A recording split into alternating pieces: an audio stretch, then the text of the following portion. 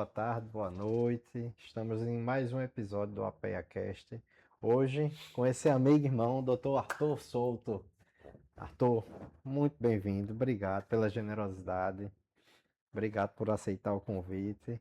E espero que você goste desse bate-papo conosco. A gratidão é minha, André. Uma honra estar aqui.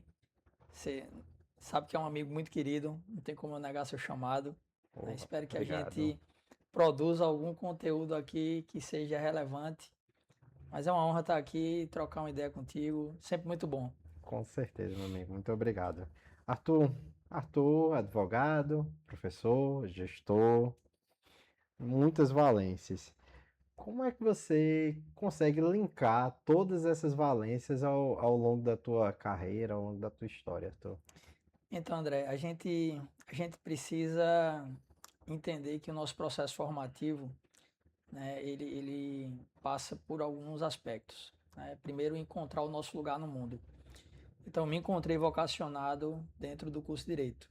Eu sou advogado vocacionado, né? Eu nasci para fazer o que eu faço.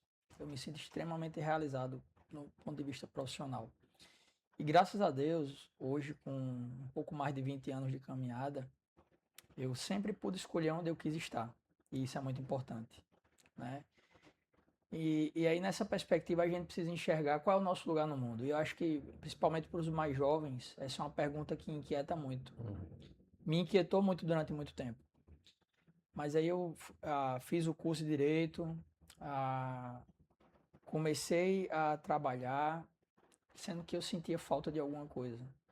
E a sala de aula foi esse lugar, né? O lugar onde eu me encontrei de forma plena, onde eu me reoxigeno, onde eu me reenergizo, onde eu aprendo muito, onde eu troco muita ideia, onde eu consigo renovar o meu fôlego, né? E entender um pouco dessa nova dinâmica de mundo. Quando a gente se disponibiliza a estar em sala de aula, necessariamente a gente se obriga a estudar. Então, a gente tem que estar se renovando a todo tempo. Tem uma coisa que me encanta muito no direito: não existe lugar marcado. Então, por mais que você seja um advogado de renome e consiga o seu espaço no mercado de trabalho e você pare de estudar, se alguém estiver estudando, continuar estudando, um dia pode conseguir uma solução mais adequada do que a sua.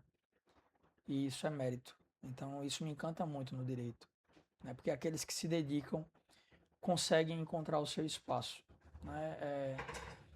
Dentro dessa perspectiva, se a gente se disponibiliza a advogar, a gente vai finalisticamente ter que ser gestor. Então, a gente tem que ser gestor de um escritório, a gente tem que ser gestor de processos, a gente tem que ser gestor das pessoas as quais nos circunda, colaboradores, clientes, né? Então, a gente vai precisar fazer a gestão disso tudo. E no final do dia, são vidas que são confiadas a gente, que a gente precisa entregar respostas, soluções. Durante muito tempo, o advogado ele precisou somente de competências técnicas, ou o mercado exigia muito disso, né? De você ter competências técnicas para encontrar as respostas adequadas. Hoje, com o avanço da tecnologia, a gente consegue encontrar respostas técnicas com auxílio das inteligências. Mas nunca foi tão essencial que a gente também conhecesse para que a gente entendesse se aquelas respostas técnicas são adequadas ou não. Então, mais do que nunca, a necessidade de se capacitar, não apenas do ponto de vista técnico, mas também de adquirir novas habilidades, novas competências, novas skills para esse novo momento que a gente vem vivendo, né? A gente, durante muito tempo, nessa caminhada de busca de conhecimento, a gente viu a humanidade se desumanizando. Pessoas buscando muito mais o ter do que o ser. Hoje, nessa dinâmica de mundo, com inteligência artificial, com o mundo todo hiperconectado, mais do que nunca, ser humano vai ser essencial, né? Para a gente ter o nosso olhar humano para os processos tecnológicos, para a gente ter o nosso olhar humano nas relações interpessoais e por aí vai. Então, esses saberes que eu fui buscar, né, a partir do meu encontro dentro de sala de aula, eu precisei fazer uma especialização E aí eu ministrava já há quase 4 anos as disciplinas de Direito Civil, de Introdução a Sucessões, Direito Empresarial, a Processo Civil de 1 ao Processo 4. E eu tentava fazer especialização na área de processo e nunca conseguia, porque eu ia para a aula e escutava mais do mesmo. Eu sempre preciso me sentir desafiado para ir atrás de novas competências, e aí eu acabei me desafiando em fazer uma especialização em ciências criminais. Dentro da especialização, eu cursei um módulo e o professor me provocou a submeter um trabalho de conclusão daquele módulo para uma seleção de doutorado, perdão, de mestrado na Federal. Submeti esse trabalho à seleção do mestrado da UFPB em Direito Econômico, na linha de Penal Econômico. Fui aprovado.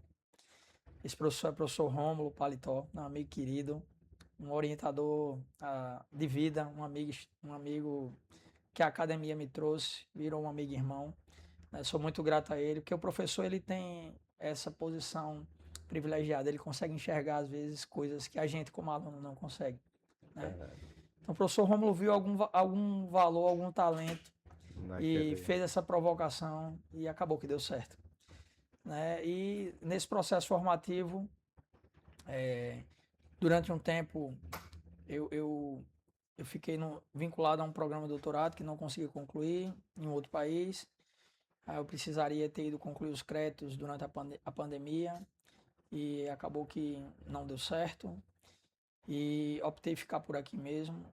E ano passado eu me submeti ao processo seletivo de doutorado na UFPB do Prodema. E acabou que deu certo, fui aprovado e agora estou nesse processo formativo do doutorado, né? Mas é isso, tentando me desafiar e tentar aprender um pouco mais a cada dia, para tentar entregar um pouco mais também a cada dia. Arthur, eu percebo que você tem na natureza, né, assim, o desafio, né? Na tua essência tem sempre essa questão do desafio que você falou. Também notei alguns reposicionamentos ao longo da tua trajetória, né? Eu, particularmente, acredito que você também tenha passado por isso, vim de uma formação que os advogados eram majoritariamente generalistas. E hoje a gente percebe cada vez mais uma demanda por um advogado mais especializado, mais focado só num determinado segmento do direito. Você que está dentro do campo acadêmico, percebe esse movimento tanto na advocacia quanto na academia. Qual é a tua percepção hoje do caminhar da advocacia? Perfeito.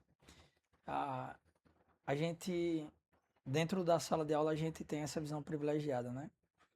Mas inclusive há pouco tempo eu fiz uma reflexão a respeito disso e eu sou testemunha ocular. Na verdade, eu sou partícipe dessa história. Eu estava em um escritório de advocacia, de advogado já com uma certa idade, quando veio o PJE. Então eu testemunhei advogados que eram muito bem posicionados, se aposentando, porque não se adaptaram a esse novo, lá no PJE, ano de 2000, 2000, comecinho dos não, anos 2000 não, ali foi o EJUS. juiz, O 2000, EJUS foi 2007, 2007, 2006. 2008, por Eu aí. digo porque quando eu saí da faculdade, pouco tempo depois se implementou o EJUS. Aí o PJE acho que foi 2010, Por aí. por aí. Mas eu testemunhei, né, advogados não se reinventando e ficando para trás nesse processo. Então, eu sou partícipe da história de dois processos bem interessantes. Um é esse da vinda do PJE, porque eu, eu me preparei para ser advogado indo para o fórum para ver o processo no balcão e a gente tinha que torcer para o servidor daquele dia estar Tá lá lá, naquele tirando dia cópia. para tirar cópia e, enfim, essa era uma advocacia analógica, completamente artesanal, manual, onde a gente lia os diários, né? E eu não sou tão velho assim, eu não sou tão idoso assim, mas eu vi isso, eu participei dessa história. E precisei me reinventar para me adequar a esse novo cenário. E a gente precisa estar nesse processo de adequação a todo tempo, né? A gente vive uma nova senda da história onde a grande transformação agora é a inteligência artificial. E aí a gente faz a pergunta, né? A inteligência artificial vai tirar os espaços de trabalho? Eu sempre via a ferramenta da tecnologia como uma ferramenta, né? Ela só vai ocupar o lugar de quem estiver mergulhado única e exclusivamente no operacional. O operacional vai exigir menos a participação humana, mas cada vez mais vai ser essencial que a gente domine o conhecimento para poder verificar se aquelas informações produzidas pela inteligência artificial são verdadeiramente fidedignas. Mas, para além disso, ainda ela vai produzir mediante comandos humanos. Então, a gente precisa saber dar o comando correto, né? A gente teve agora há pouco a primeira unicórnio brasileira, acho que é a Enter, vendida por 1,2 bilhões. 1,2 bilhão, perdão. E aí, esse advogado de inteligência artificial, que eu me perdoe a tecnia no termo, mas essa persona tecnológica vai poder fazer tudo do operacional que um advogado, teoricamente, faria. Mas mais do que nunca a gente vai precisar de skills de relacionamento, skills de posicionamento. A gente vai ter que desenvolver essas competências. Mais do que nunca vai ser essencial que a gente seja humano e domine também o conhecimento técnico. Então a gente vai precisar, sim, cada vez mais se posicionar como especialistas em determinadas áreas. Vai precisar cada vez mais dominar aquele conhecimento para poder confrontar quando a gente receber a informação pronta das inteligências artificiais. Mas para além disso, a gente vai precisar ter a sensibilidade humana mais aflorada para a gente tratar de como aplicar corretamente essas informações. Então, há bem pouco tempo a gente se preocupava em saber muito, mas não é só sobre o saber no aspecto do conhecimento. É ter esse conhecimento, mas agora a minha preocupação vai ser saber como aplicar corretamente esse conhecimento. Então, mais do que nunca, a gente vai precisar ir aprimorando nossas habilidades, os nossos conhecimentos, as nossas skills, para que a gente não deixe de ser essencial no processo. Eu entendo que dentro de um processo produtivo, a gente tem pessoas que são partícipes apenas, que são necessárias e que são essenciais. As partícipes, elas não têm envolvimento. Elas estão ali por alguma condição. E às vezes até contra a vontade delas. Os necessários, eles estão ali, mas se eles não evoluírem para se tornarem essenciais, eles podem sair desse processo. Então, toda a minha vida eu sempre busquei ocupar o lugar de essencial nos processos em que eu quis participar, como eu disse. Até hoje, graças a Deus, eu tive a oportunidade de escolher onde eu quis estar. Então, isso é muito importante, porque quando a gente se encontra vocacionado, a gente precisa desejar fazer algo e a gente precisa se posicionar.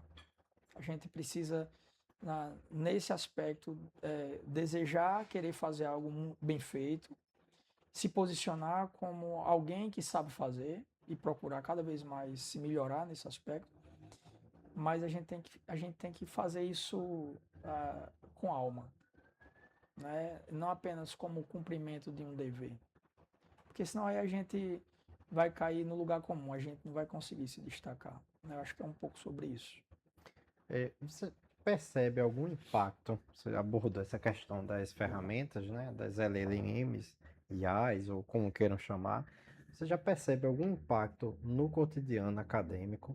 Essa geração que vai sair com toda essa nova realidade, ela já tem algum tipo de interação? Ela já sai achando, poxa, eu posso ser um advogado melhor, eu posso simplesmente diminuir a distância de conhecimento com um advogado de referência que eu tenha, utilizando essas ferramentas. Como é a tua percepção dessa geração que vem aí? Então, essa geração, teoricamente, ela sai na vantagem, porque é uma geração que já nasce com acesso à tecnologia, né? A minha geração, ela demorou um pouco a ter acesso à tecnologia, né? Ah, mas o que é que eu percebo? Essa geração de agora, diferentemente da minha geração, que a gente era obrigado a pensar e dentro do nosso raciocínio encontrar uma solução, eu vejo muito que essa geração de agora, ela não tem, sem o acesso da tecnologia, tantas possibilidades de soluções. Porque acaba que a gente vai, no cotidiano, se acostumando. E a gente hoje é 100% dependente da tecnologia. A gente precisa de ter um telefone, um celular, um iPhone, a gente precisa ter um notebook, um computador, a gente precisa ter uma internet. Então, cada vez mais a gente vai ficando dependente da tecnologia. E cada vez mais a gente vai usando menos o nosso raciocínio lógico no processo de busca de soluções, porque a gente tem acesso a isso dentro do aspecto tecnológico. Então, o que é que eu percebo?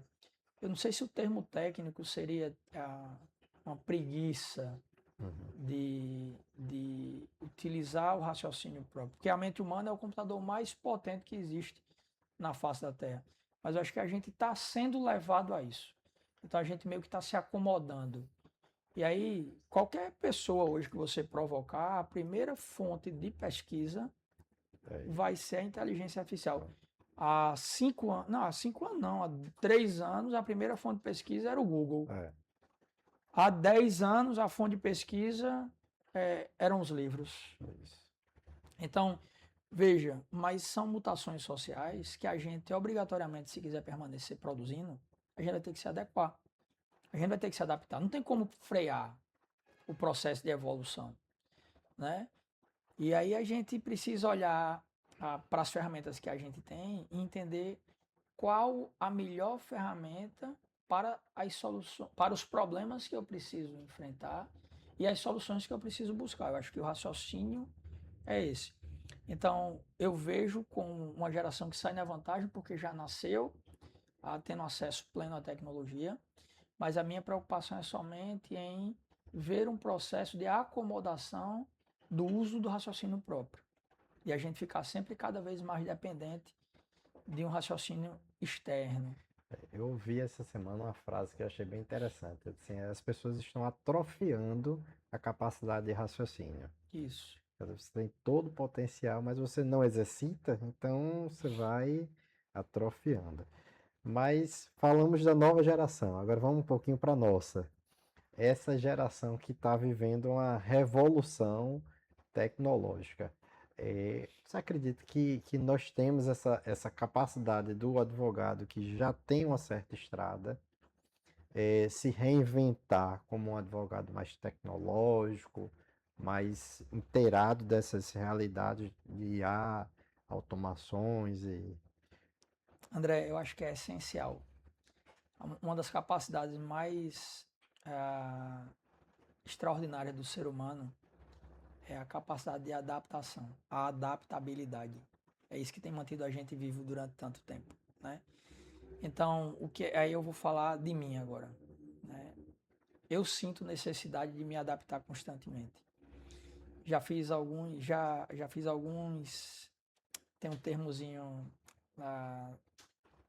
empresarial que chama pivotar, Hum, né? Eu já pivotei algumas vezes no meu processo produtivo, né? Eu já precisei me reinventar algumas vezes, mas como eu disse, eu tenho um norte, né?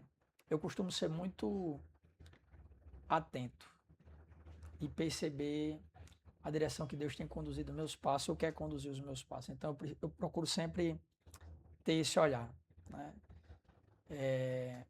Mas a minha percepção é a seguinte: quem não entender que é essencial continuar se adaptando, vai ficar obsoleto, usando o termo tecnológico. Que a gente não tem como frear mais esse processo. Concorda comigo? concordo. E aí eu vejo que a gente precisa entender qual é o lugar que a gente quer ocupar. Porque tudo que a gente adquiriu ao longo dessa caminhada não se perde, né? Mas eu acho que mais do que nunca a advocacia vai ser sobre posicionamento e sobre relacionamento. como eu estou posicionado e com quem eu me relaciono para poder entregar as soluções que o mundo atual exige. Então, qual é o meio que eu estou atuando? Eu estou atuando na advocacia empresarial, eu estou atuando na advocacia de família, eu estou atuando na advocacia criminal, eu estou atuando na advocacia eleitoralista, previdenciária, trabalhista. Veja, eu preciso me posicionar e eu preciso me relacionar nesses universos para poder ser cada vez mais enxergado como autoridade que entrega soluções aos problemas reais. Não adianta só eu querer adquirir as competências, aprender, me adaptar, mas eu preciso resolver problemas reais. E aí aqui eu trago uma reflexão, né? A gente precisa pagar um preço para isso. Então, quem está disposto a pagar o preço e continuar nesse processo de adaptação? Aqueles que estiverem dispostos precisam continuar se capacitando. É a dinâmica da aprendizagem ao longo da vida, a lifelong learning. A gente precisa entender que, como eu falei, no direito não tem lugar marcado. No universo jurídico, quem está estudando mais, quem consegue enxergar melhor as soluções, ele se posiciona melhor dentro do mercado. Tanto é que jovens desenvolveram a Enter, que é a unicórnio que foi vendida, para entregar uma solução que é de uma situação real atual. Então eles conseguiram juntar todas as competências necessárias para montar um advogado virtual. Então, quais são as competências que eu detenho e a que ponto eu estou disposto, o quanto eu estou disposto a pagar para me capacitar e continuar vivo dentro desse jogo. É um pouco sobre isso. Mas o que me preocupa é que assim a gente não pode se acomodar. Acho que o pior lugar para alguém que quer continuar vencendo é a zona de conforto. E aí, como eu disse, eu vou falar de mim. Em 2022 eu resolvi dar uma volta, dar uma resetada, né? Dar uma recomeçada na minha atividade advocatícia. Porque eu estava muito tempo fazendo a mesma coisa, mais voltado para o contencioso, perdão, durante muito tempo eu me voltei muito para o consultivo. Então, eu estive mais preocupado com o consultivo empresarial e pouquíssimo contencioso. Eu tenho minhas críticas às vicissitudes que a gente passa nos processos. Eu tenho uma também. Mas não vou falar delas agora. Mas enfim, o que é que eu fiz? Eu entendi que a gente estava numa oportunidade nova com a Lei 14.133 de 2021, que é a nova lei de licitações. O jogo ia mudar para todo mundo, a regra do jogo ia mudar para todo mundo. Então, quem se adaptasse, quem compreendesse aquele mecanismo primeiro, sairia na vantagem. Então, em 22 eu entendi isso, eu já vim estudando e comecei a estudar e encontrar soluções para problemas reais. E graças a Deus tem dado tão certo que a gente montou um curso de licitações em cima dessas dores reais que eu fui me deparando com elas. A gente está na terceira edição já dessa especialização em licitações e contratos administrativos. Eu constituí uma sociedade, né, com Júlio e com Cadu. Júlio é advogado e Cadu é administrador, mas atua em licitações há mais de 15 anos. Então, a nossa empresa ela traz uma perspectiva de governança, de gestão legal e contratual. Né? A gente não se detém apenas ao universo jurídico. Eu acho que é sobre isso. A gente precisa ir desenvolvendo e entendendo que o universo jurídico ele pode dialogar com outros universos. A gente precisa somente perceber quais são as soluções que eu tenho hoje para resolver os problemas reais que o mundo me pede. Então, eu acho que a gente precisa começar a enxergar essas situações e ir se posicionando. Então, eu venho me dedicando, como eu falei, muito ao estudo da lei de licitações, a tentar encontrar soluções para problemas reais. E a gente vem buscando evoluir nessa perspectiva. Eu percebo dentro que você colocou que o direito está cada vez mais multidisciplinar. A gente está sempre perpassando ali Lembro que a gente passava muito por medicina, tinha uma disciplina, né? Alguns colegas pagaram sobre medicina legal. E a gente era tensionado, muitas vezes, até por força da profissão, a estudar outras, outras ciências. Hoje, a gente falou um pouquinho das IAs.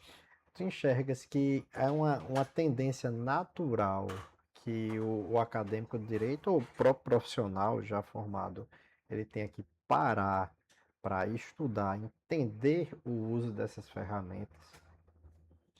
Vamos lá, eu vou além. O que é que eu percebo hoje, né? O MEC, ele cria uma matriz ou um pool de competências que ele obriga as universidades a, a trabalhar com os alunos na graduação. Então, na graduação, os cursos de direito formam generalistas. Generalistas são aqueles que possuem a visão do todo, mas dificilmente, dentro da dinâmica que o MEC propõe, a gente consegue ter, ao longo desses 5 anos, um processo formativo que deixa alguém pronto para enfrentar os desafios do mundo do trabalho. Então, por exemplo, você se formou, quando você se depara com a realidade, você vai ter que ser gestor de um escritório. E a gente não tem acesso a competências administrativas de gestão dentro da graduação. A gente tem que se capacitar para isso. E aí eu penso que hoje a gente precisa perceber que o que é que a gente quer, como eu falei, a gente tem que se posicionar. Então, o que é que a gente quer fazer depois de concluir o curso? Alguns são vocacionados a fazer concurso público, outros a advocacia, mas o que é que eu percebo é que muitos não sabem o que é que vão fazer, não tem esse direcionamento, esse norte. Quando a gente é mais jovem, na adolescência, a gente faz um examezinho, uma avaliação, para ver qual seria a nossa vocação, né, teoricamente. Teste vocacional. Que eu acho que, inclusive, hoje não utiliza mais essa Eu nomenclatura. sou do tempo do teste vocacional. Mas eu acho que falta um pouco disso no processo de direcionamento. Eu acho que o MEC deveria permitir que os cursos de direito tivessem mais abertura para realizações de mentorias, direcionamentos profissionais, mas infelizmente na carga horária que o MEC impõe e as competências que ele exige que sejam obrigatórias, os cursos ficam muito engessados para entregar esse processo formativo. Então, o que é que tem que acontecer naturalmente? Você termina os 5 anos e você cai no mundo do trabalho. E agora, o que é que você tem que fazer? Você tem que se capacitar especificamente. Mas você tem que buscar lugares onde você tenha acesso a competências que possam ser exercidas já na segunda-feira, na vida real. Então, se você vai trabalhar com advocacia, se você vai ter um escritório de advocacia, você tem que aprender a cuidar do ponto de vista negocial e empresarial do seu escritório. Você vai ter que posicionar e dialogar a tua atividade com o marketing sem ferir o código de ética. O que é que eu percebo? Assim, cada vez mais o direito vai ter que dialogar com gestão, com marketing, com tecnologia da informação, com todas as outras áreas, com contabilidade agora com a reforma tributária, mas antes já precisava, com medicina. A própria gestão pública, né? A gente precisa ser multidisciplinar.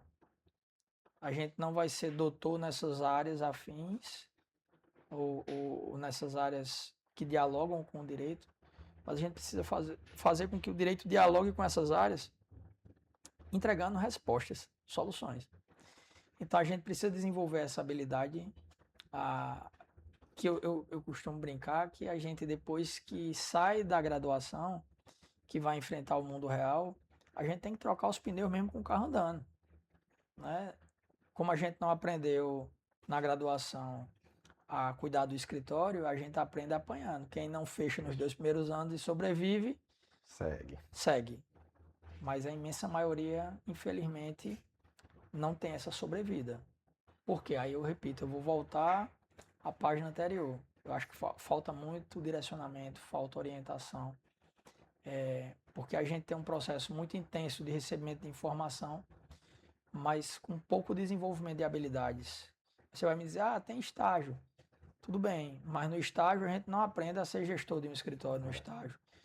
No estágio a gente não aprende a ser advogado, não aprende a ser juiz. A gente está respirando aquele universo, está entendendo como funciona. O estágio é essencial até para que a gente se descubra um aspecto da nossa vocação. Eu estagiei em alguns órgãos públicos e estagiei no escritório de advocacia. No escritório eu não via a hora passar. Eu sentia prazer em estar ali.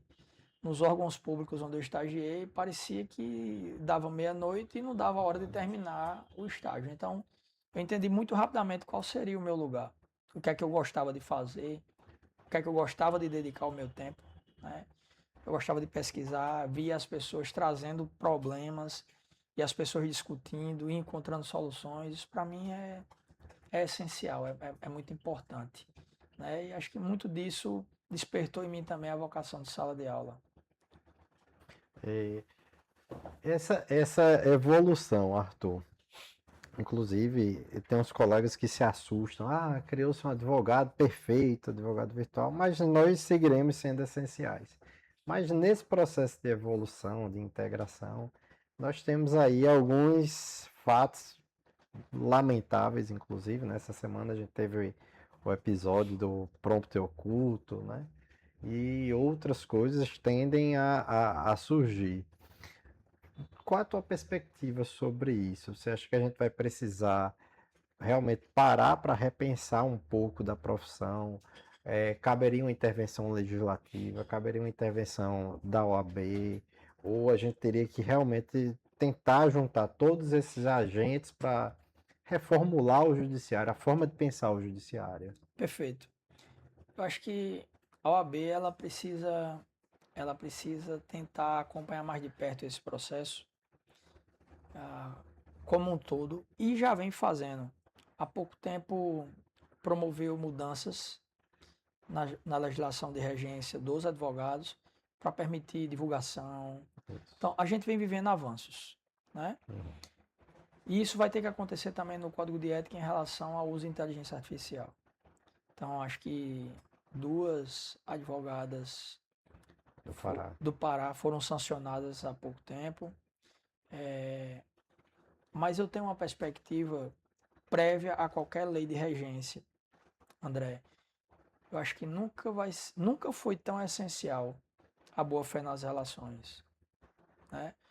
Porque aí a gente vê de forma muito clara uma litigância de má-fé, quando você coloca um prompt oculto para prejudicar a parte ex-adversa.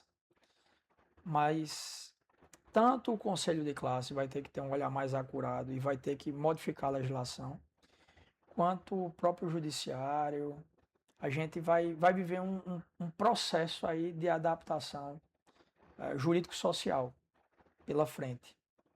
Mas é um caminho sem volta, onde mais do que nunca a boa-fé vai ser essencial. E aí eu costumo dizer que aquele que age de boa-fé, ele jamais se arrepende. Ele pode até ser prejudicado a curto prazo, mas a médio e longo prazo ele subsiste, em detrimento de quem age em má-fé. Né? Porque por mais que seja um pouco difícil de se descobrir que se utilizou esse artifício, vai se desenvolver muito rapidamente a possibilidade de mecanismos para identificar esse e outros artifícios que vão criar para tentar burlar a dinâmica do jogo. Mas eu acho que aí é onde vai entrar, né? É o diferencial dos profissionais em todas as áreas. Aqueles que são corretos dos que procuram os atalhos e não são. Então, acho que fica essa reflexão da essencialidade de agir com boa fé nas relações como um todo, né? E aí a gente enxerga quem sobrevive com perenidade daqueles que ficam no meio do caminho. É. Essa questão dessa semana em específica, né? A gente teve algumas discussões e eu percebi que num coletivo da advocacia muitos colegas se assustaram, né? Muitos disseram, o que é isso? Que termo é esse? O que é que aconteceu? Como é que isso funciona? E de fato houve de certa forma uma provocação para aqueles que estavam um pouco alheios, né, ao uso de ferramentas, para perceberem, ó, eu preciso estar atento. Se eu não uso, Pelo menos eu tenho que observar para não sofrer o que esse colega poderia ter sofrido, né? E é um universo novo. Dentro deste universo novo, agora com Arthur, professor, coordenador de pós, o que é que você imagina para um campo acadêmico? Há uma perspectiva de uma formação, você falou muito do direcionamento pós-graduação. Você enxerga um caminho nesse direcionamento para que se tenha um segundo momento formacional para esse bacharel, para esse advogado? Você acha que é uma tendência? A gente vai ter que dominar alguns aspectos da tecnologia da informação. Vai ser uma competência básica, né? Por quê? Porque os tribunais, eles já trabalham utilizando as melhores inteligências artificiais, contratando, né? A gente vem acompanhando contratações públicas aí para utilização por parte dos tribunais. Então, os tribunais eles vão começar a produzir em escala. Então, nós precisaremos ter ferramentas para acompanhar essa dinâmica. Então, quem não se adaptar vai ficar no meio do caminho. Não que a gente vá delegar toda a responsabilidade de produção à inteligência artificial. Não, mas ela vai ser um assistente. A gente vai precisar desenvolver os comandos corretos para que a gente produza um volume maior de peças, de informações, mas a gente vai precisar fazer o crivo final sempre. Nunca, jamais, sob hipótese alguma, confiar a confiar Ferramental. uma petição, confiar uma produção técnica sem fazer a última leitura, né? Sem identificar se existe alguma informação fora do contexto. Então, por mais que você tenha uma inteligência com uma cuidade muito grande de informação, vai precisar, nesse momento por enquanto, do olhar humano para entender se aquele é o melhor argumento, se está adequado, né?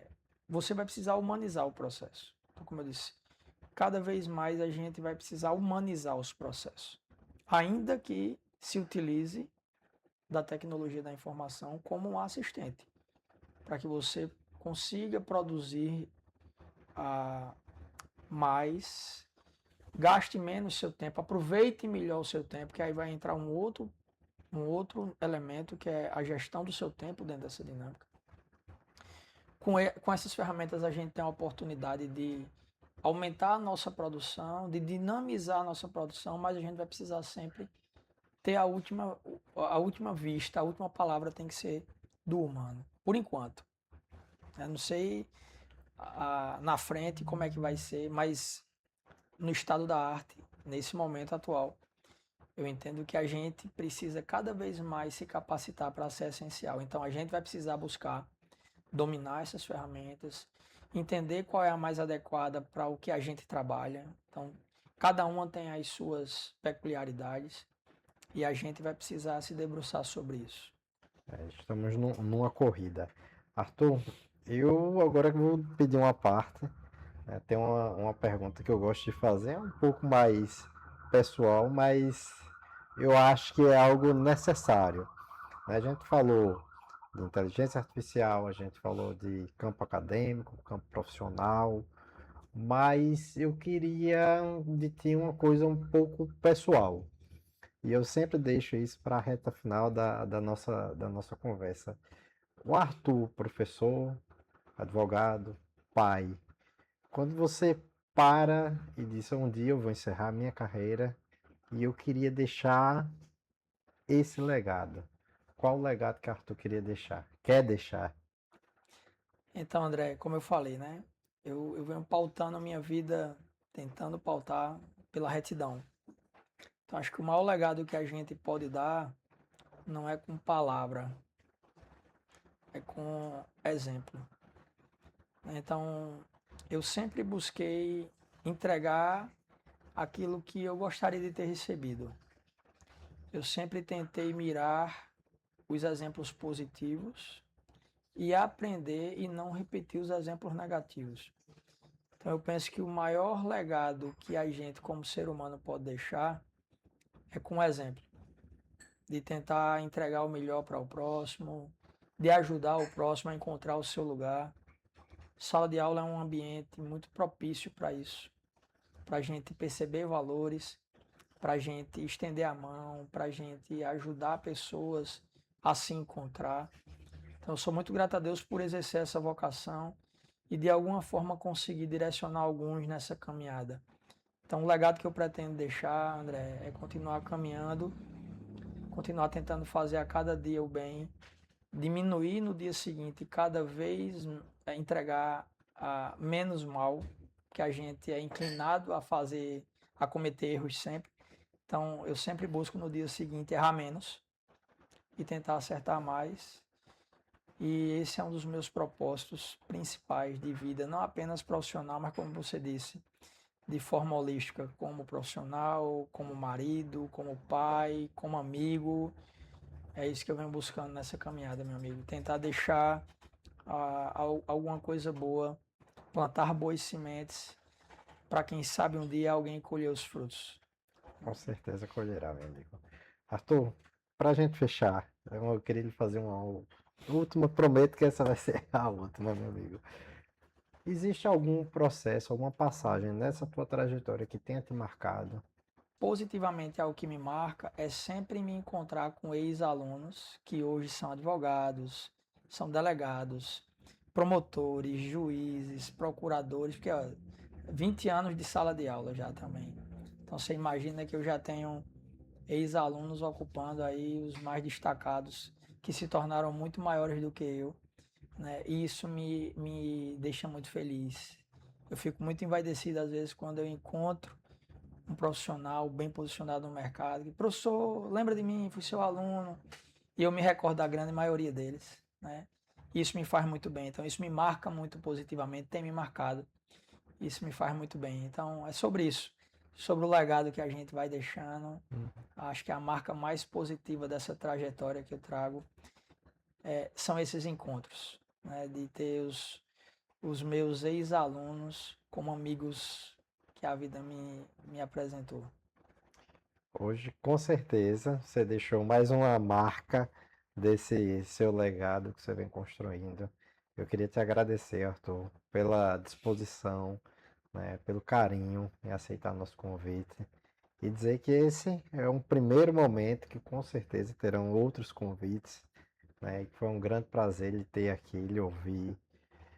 E queria, assim, deixar esse abraço dos membros da PE para o professor Arthur e o carinho de todos os alunos que já estiveram em sala de aula. Meu amigo, Gratidão, meu irmão. obrigado. Seja sempre Parabéns pelo bem-vindo, viu? trabalho, parabéns pelo que vem fazendo na APEA. A, Obrigado. a APEA vem crescendo como justamente esse lugar de acolhimento para os novos advogados, para os escritórios que estão tentando se posicionar no mercado. E contem sempre comigo, né? Me faz bem poder colaborar de alguma forma. Então continuem firmes e contem sempre comigo. Obrigado, Arthur. Você faz parte dessa caminhada nossa. Tamo junto. Muito obrigado. Gente, fica aqui mais um episódio. Obrigado você, obrigado, Arthur. Até a próxima. Valeu, pessoal. Fiquem com Deus.